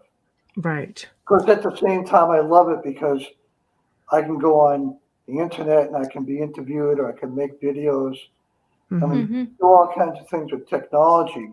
It's just that, we have to figure out how to create technology which is non-damaging. Right. I know. I remember when I first got my books in here and I thought, oh, I'm being really smart with this because I've got my books in here. And then I missed the smell of the paper. I missed the interaction with physically holding that book. And I realized that all this is coming off into my face, and I started to get a little frightened by it. I'm not saying that a cell phone will give you cancer, but I'm not saying that it doesn't. No. It's just too scary. Everything comes with a price. Microwaves too. You're supposed to stand so many feet away from them when you're using them. How many people are heads in the glass? Is it bubbling? Is it boiling? Is it bubbling? Is it boiling? And I don't think it's a good thing, but I stay away from the microwave section in Walmart. Right. Yeah. Right. Oh, just from the boxes. Well, I don't like being exposed to radiation of any kind. Yeah, I don't eat anything that comes out of there. The way that they make these products and put them out on the market is, let's say they come up with a new type of food, right? But what they do is they hand a spoonful of it to somebody, and that person swallows it, and if the person doesn't die, they put it on the market. Oh, that's a really good question. Mary J. Guest asks, how about uncreating technology? Well, I don't know what that means exactly. Dismantling what's already set up. It's not going to happen, but it's a great... Taking away the technology that's already there, I think, would be really difficult. You'd almost have to go live on an island and let's talk community. about DNA for a minute, because we're basically functioning on two strands. Yeah. And there's about 12 strands in all. So if the third strand opens up and then the 4th and the 5th, all the way up to the 12th. We're not going to need technology. No. Mm-hmm. No, I agree. We're just using it because, the 5 senses are so limited. And then with technology, we can reach out and we can communicate across the globe Mm-hmm. like we're doing now. We're thousands of miles away from each other and see each other and hear each other. It's amazing. Mm-hmm. But when the junk DNA wakes up, none of this stuff is going to be needed. Right. Right. And when do we anticipate that happening? For some, it's already happened. Yes. There are some children in China that are being held in quarantine by the Chinese government because their junk DNA woke up. And there's one kid in particular who has the ability with his mind to shut down all the computers in the world. That's Wow. dangerous. Okay? Wow. That's what your DNA can do when it gets woken up. Right. And how does one wake it up? Do we dare say on the outer realm? Do we know? Okay. Scientists have discovered how to do that. Right. Right. But who's doing it? Who can afford it? Ah, there Oh, we go. There we yes. The Right? self-chosen elite. Right. Right. The There we go. multimillionaires can get their DNA woken up. But here's the other thing. That the Nazis during the 1940s figured it out. Okay? Yes, it is. And what they Yeah. did was when a man got married to a woman, they Hmm. did a blood test and the man was matched up to the woman through the blood test. They didn't even know each other. Mm-hmm. They probably didn't even like each other. Right. But the children that they had were extremely strong, extremely fast, Mm-hmm. extremely intelligent. Are they in those Olympics right now? Mm. Yeah, I mean, they were super kids, super children, Right. because they figured out certain blood types, certain genes, certain DNA matched up with the right Yeah. person. Well, Stan Lee kind of figured that out in one of his films. Superhumans. Yeah. Yeah. Right. He had that going on in Yeah. in one of the more than one. The one thing the Nazis didn't anticipate was the fact that if you have billions of people on the planet, eventually there's going to be 2 people that meet that have that perfect genetic match, and their child is going to be born with the woken up DNA. That's scary. But it happens spontaneously. Right. Like you meet somebody and you like that person likes you, and you get married, you have a child. Super There kid. it is. Yeah. Super kid. Yeah. It's You know, funny because I remember being superpower. told a theory even that there will be a whole pile of new souls coming here also that have never been here before. They're not recycled essences at all, and they're going to be coming here, and they're going to be completely of pure essence, and they're going to be coming into maybe these super Newbies. kids, and they're going to be just brilliant and Yeah. outstanding Well, and spiritual That's and scary as gifted. oh my god, that is scary If that's AF. a fact, that's Yeah. something else, isn't it? something I'd like to tell you, but I'm going to Yeah. have to tell you off camera. Okay. Okay. All right. Sorry, guys. Yeah. Sorry, guys. We're not turning that down. Fringe benefit of being No, the host. I don't want you two to get your channel knocked off because of something I said. Yeah. Well, yeah. I think right now the big thing is just the C The word. C word. That seems to be the flag. Yeah. Everything Yeah, I else, we have people come up with some real doozies. Just Yeah. I call it Yeah, the 2-year vacation. The YouTube especially is gone so batshit crazy that you can't say a word that starts with any letter in the alphabet. Well, No. they get sued a lot. That's why. Yeah, it's true. It's getting Yeah. pretty bad. question going back, just back to the divination for a moment, your technique. You can read people basically by, whatever letters they come out with, but you can actually use your technique to decipher, let's say, book codes, etc., Bible codes, maybe. Yeah. We spoke about that briefly. Some of these, let me explain it this way. Okay.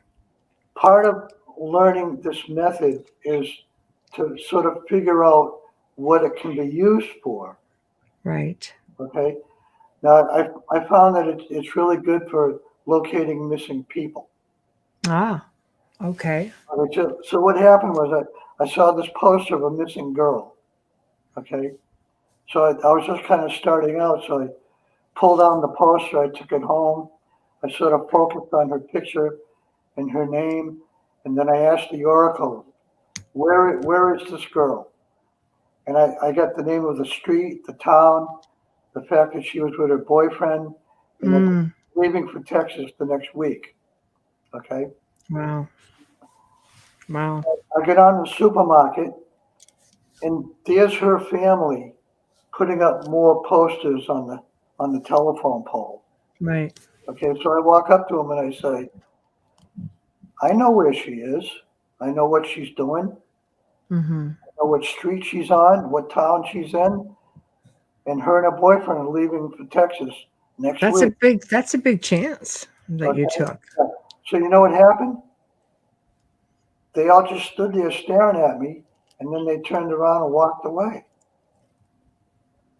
Mm, Sometimes when you give that kind of information to a family, they don't know what to do with it because it's not what they expect. They expect to get hard information from police officers or, Oh, let me tell you what people who have happened. seen her. I know because I've worked in missing. It's a tough one to be on that end of where you were, even though you were chosen to give that.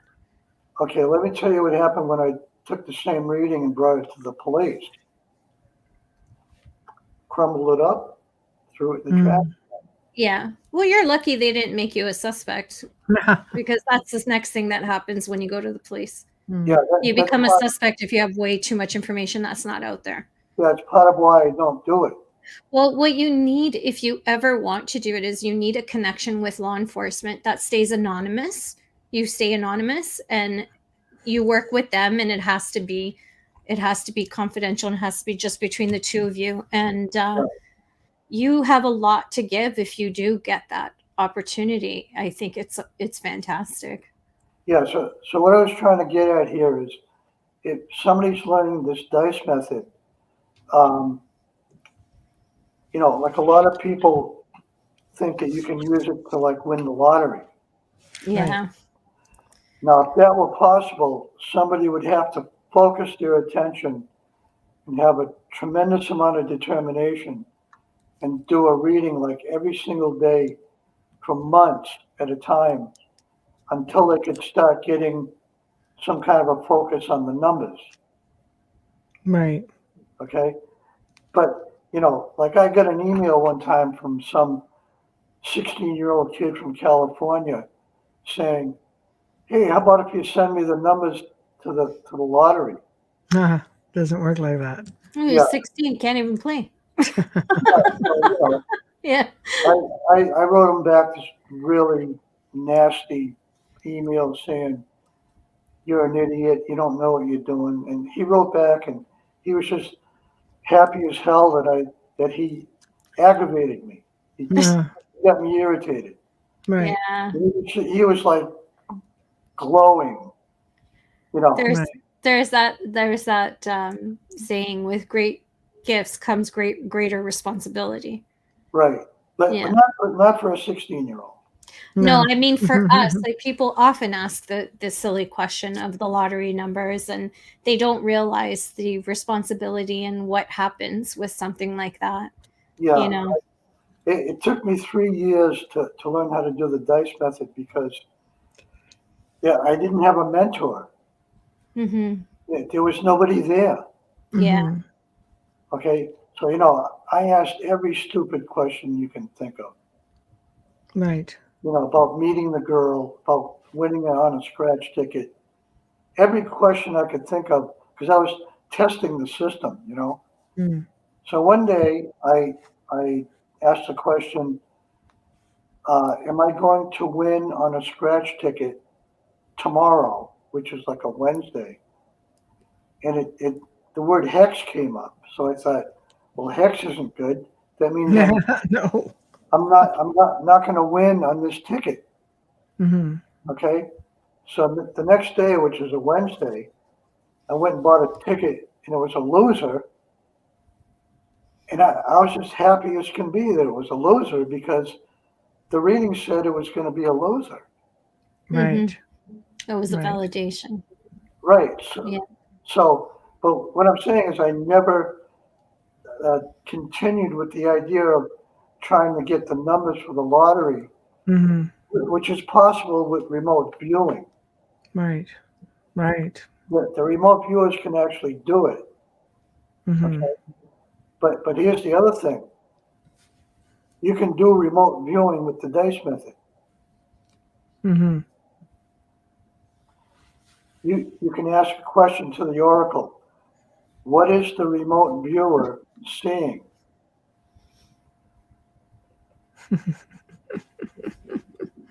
That can get technical. It'll tell you. That can get illegal. Hmm. Just saying. The other thing that happens with these dice readings is you get tarot card readings Okay. and you get I Ching readings Hmm. because it tells you. It spells it out. It'll say tarot cards, pentacles, the 10 of pentacles for some reason comes up every single time. The 10 of pentacles. Right. And sometimes the 10 of swords or cups or whatever. Right. And sometimes I get an I Ching reading. Hmm. Okay, That's really interesting. okay, here's the thing. This information that you're getting from a reading, it has the day, the week, the month, the town, the country, the year, the name of the people, the street, the event, the problem, and the solution. Hmm. Right. So, It tells you everything in detail. mhm. And the technique is how accuracy, percentage of accuracy. What would you Yeah, gauge it at?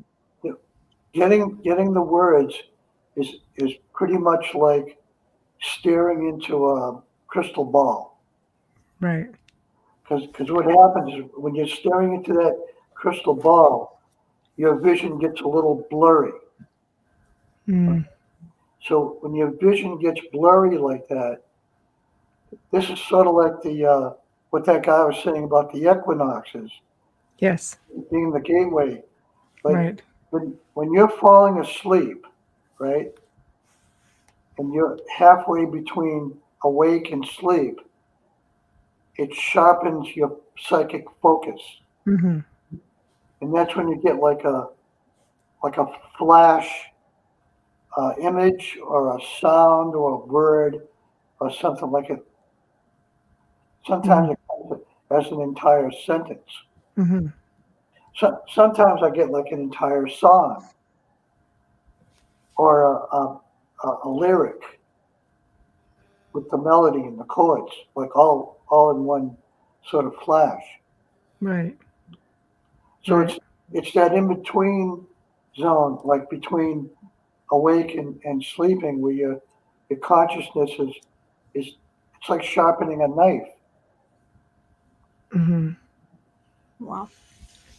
Yeah. I'm just letting everything you're saying compute. So, Yeah. So what you like what I tell people about learning the dice method is you get the dice and do a dice throw every day for 3 years, mhm. Wow. and you learn it. You're gonna learn it. Wow. Because what I tried to do was come up with all these shortcuts and explain, all these things, techniques about how to get the words and all that. That doesn't work. What does work is you do it the way I did it. So Mhm. what you're doing actually is you're inventing a divination method yourself. Right. But there's no way of learning it. Right. Someone writes to me and says, "Where are the instructions?" There's no instructions. No. It's I just a can have matter a, of what have comes a up for you, book. right? There was nobody to me to ask questions to. I think Right. people are so used to buying a deck of cards and it comes with the book and how to start it, how to end it, and Mhm. to protect them and everything. But what it doesn't teach you is how to read, because if you can't read, That's even true. though they tell you anyone could What read it these is, we cards, yeah, can't you can read. literally read them, but you can't Right. spiritually read them. The Right. reading's going to be different if a medium's That's true. handling them, a psychic, rather than Yeah. someone who's not. Mhm. So, 7 but weeks. always remember there's a market for everything and money talks. So Yeah. use that in mind when you're purchasing these things. Okay. 7 weeks before I went to Sedona, I asked the question, "Who am I going to meet when I give this lecture?" And I got the name Christy. Okay. So 7 weeks later, I was walking up the street towards the mountain, and I looked down in the gutter, and there was a snake skin. So I Mm. was looking at the snake skin, and I was thinking to myself, the old me has just died away, and the new me is now reborn. Right. Okay. So as I was standing there looking at the snakeskin, this car drove by me, and it was Christy in the car with her husband. And she looked at me, and she turned to her husband, and she said, "I feel like I know that guy." Wow. The next day, I gave my lecture, and I said, "Is Christy here?" She was sitting right in front of me, waving, and she goes, "I'm Christy." And I said, "Well, I came here from Massachusetts to meet you." Right. She was the one. Wow. That's I crazy. got her name 7 weeks before. Okay. So I handed her the dice. I said, "This is what you do. You throw the dice 5 times. We're going to Mhm. write up, I got a big piece of cardboard about yay big with a magic marker. And we decoded the letters into 4 words: Aries, adopted, dragon, and Zorro. Okay. See, how would you know what the heck to do with that? They're very like random words. But let me explain that later. Okay. Okay. Well, we only have We're about like actually 5 minutes, done. so Yeah, not even. we're at the top of the hour. Yeah. Okay, so we got these 4 words: Right. Erie, dragon, adopted, and Zorro. Right. Hmm. So she says, "My sign is Aries. I was adopted. I was born in the year of the dragon." Okay. So I said to her, "What does Zorro mean?" She said, "My husband dressed up as Zorro at a party." There we go. Okay. So Oh it meant wow. the words that mean something to the individual, clearly. Exactly. Right. That's Okay. what I'm saying. Millions of people have done this with the alphabet dice game. They've been Right. doing it for 50 years. I never knew it was divination. Right. But yeah, They're it's your thinking energy. it's only a game. It's a game. Right. Okay, so I turned around with the cardboard and I Hmm. showed it to the crowd and I explained to them about the 4 words and how she threw the dice, how Hmm. we put down the letters, we made the words. Right. It And was there it like was. it was like an explosion. Right. It was Right. unbelievable. I think it's fantastic. They got it. You know what I mean? Yeah. Hmm. They understood what I was telling them and how it worked. Right. No, Cool. I think it's a great technique. It seems to be easy enough for people to do and understand. It just takes practice, like anything. It's a Yeah. projection of your energy. It's intention. It's mindset. It's basically what you put out there. You just have to learn how to decipher it. That's So, from what I'm understanding. do we have time for me to answer your question? Yes, I'll make time. She's the one that clicks the off button, so don't worry. Yeah, go ahead. Please. Yeah, what was the question? I don't even remember. How when you get a bunch of words, you're just rolling the dice, you get a bunch of letters, you're putting words together. I mean, let's face it, first off, you could have, like, how many dice do you get in your kit? You get 36 dice when you order them, but you only use 26. Okay, so you can pretty much come up with a whole combination of words. How do you know? Yeah, how do you know? Like, how are you just putting together all kinds of words and this whatever mix you can get? And Okay, let me explain it this way. yes, please. Okay, right now you're an adult. Okay, Sometimes. I try. but when you probably don't, when you were so young, Mhm. just learning how to like talk and put words together like in your mind Yes. as a Right. 2-year-old, you would have to think about it and get a couple of words and try to put them into a sentence. Right. Okay, you don't do that now. Hmm. You don't do that because you've done it so many times. Lightning fast. Right. You come up with a sentence. Right. In a split second, Correct. you have an entire sentence in your mind. Right. Okay. Now, when you're looking at these letters, you get 130 letters. It's where the letters are next to each other. Like it might go like this. It might be L-shaped. It might be half a circle. It might be up and down. It might be left and right. Hmm. It's fluid. And in other words, like tarot cards is not fluid. It's fixed. Each card in the tarot means something. Right. Okay. But a single letter doesn't mean anything. Right. So the whole system is fluid because you're holding the dice, you're letting them go. Hmm. Then you have all these letters. It's all fluid. Right. Because it's fluid, you can get 50 words. Hmm. And then it's just a matter of how you put the words together and what they mean to you, or because it's your energy, right? That's right. Okay, so let me ask you this. How do you put words together in your mind? Very carefully. Sometimes I understand. It just happens. You It just don't happens. you don't think about how you put words Correct. together in your mind. It's just Right. lightning fast Right. Correct. because you've done it a million times. Yeah. No, exactly. Okay, so now you're looking at 130 letters Right. and you're starting to, in the beginning, you're going to see 3-letter words, 4-letter words, 5, 6, maybe, a Hmm. 7. All the basic, the, and, but, home, Hmm. all of these simple 4-letter words, 5-letter words, all the simple stuff when you first start doing it. Hmm. But the way I do it now is I can look at 130 letters and I can come up with an entire sentence in about 5 seconds. Right. I've done it so many times. And but again, how do you know that it pertains exactly to? I mean, I only say that because, working in my field in the paranormal, things are very subjective, pareidolia, things like that. We can see things that aren't really there. We can hear things that aren't really, we just assume that, let's say that recording said this, and it could be something entirely different.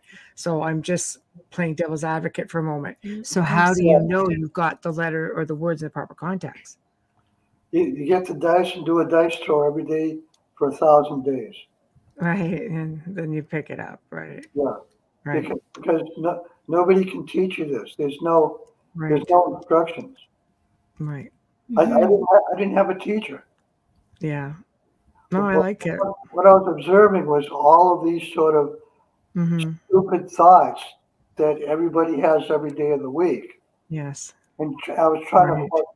trying to maneuver my way through Hmm. all of the daily thoughts that I have I've had all my life. Right. I'm trying to find that in between sort of spectrum, Mm-hmm. my thoughts and my feelings, and try and develop some kind of a way to find Mm-hmm. out, hack into the Akashic records. Right. Right. And you seem to have found the way I because did. you've got multitudes of validations from Oh, people, which I've yeah. got 100 stories I could tell you. Right. We'll have to save it for another show. Okay. So this is the part of the show because we are over our limit. So this is where you tell everybody how to find you and how they can get in contact with you or find your books. Or, Yeah.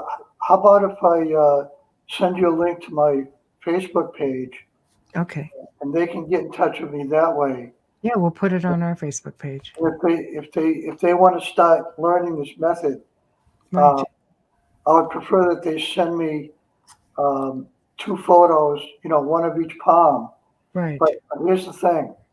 I want to talk to them on video chat before they do anything, because if they do anything first and then get in touch with me, Right. it creates expectations. Right. And Right. I don't want them to do that, because then they'll get discouraged and they'll start thinking this doesn't work. But Right. if they contact me on video chat, like on Facebook, Right. and I get to talk to them, then they send me Right. the photos of the palm, and then they get the dice and start doing the dice draws. Okay. Well, you can send it to me and I'll put it up on our Facebook page. How That about would that? be great. Okay. Just, message it to me and I'll move it over and then everybody can see it at that point. Well, thank you for joining us. It was a lot of fun, very informative. I know there's a lot of things that we didn't touch on that maybe we can reschedule you and touch on those things as well. Yeah, and if you want, once this is over, Yeah. if we're still like talking to each other on camera, Right. I could tell you that one thing that I didn't want to mention, Yeah, I'll just put you in the green room. Because our producer will be coming on, but I'll put you in the green room so you're not going to be live while we log off, and then I'll bring you back when we're logged off. That's good. Okay, so I'm going to pop you right off real quick, and you'll be sitting in the green room till we close the show. All right. So thank you very much, Jim, and everybody. Thank you. We'll bring Jim back because I know there's a lot we didn't touch on. So I'm going to just remove you for a moment. That was fun. My gosh, but we have come to the end already of another amazing segment of the Outer Realm that was super informative. My gosh. And we definitely need to do more because there's definitely stuff that we did not pop you right off. Never mind, Joe. We're not going to go there. It would be you would say it anyway. So big thank you to everybody in chat tonight. Honestly, you guys always make it that much more fun. Big thank you to Jim Girouard, who is just amazing, just insightful and a lot of fun. And huge thank you to Folgers Coffee for sponsoring us tonight and every night. Another huge thank you to Dr. Snick, aka Justin Snicker, for providing us with your music and your voice for the intro and outro. And from what I understand, the membership page is now active. So get on over to UFO Paranormal Radio on YouTube and get yourselves a membership. We are now up and running, and I'm seeing on the soundboard here that people are getting their memberships. So you guys will be made privy to some of the more exclusive stuff. So just go out and do it. And if you need to contact us, please go to the Outer Realm contact at gmail.com. Whether you want to be on a show, see a guest on the show, see a specific topic, whatever the case may be. It does take me a little bit of time to get to because I do get a lot of emails, nothing like social media. So I will definitely get back to you. Again, the Outer Realm contact at gmail.com. Find us at Facebook, also the Outer Realm with myself and Amelia, and show us some love, like us up. Tomorrow night, please tune in as we welcome, for the very first time, a real sweetie, Nicole Antoinette. She is an angel communicator, psychic mentor, and the owner and force behind Guiding Echoes. And you want to hear all about it, you've got to tune back in. She's just awesome. You guys are going to love her. So until then, we thank you and have yourselves an amazing evening. Good night.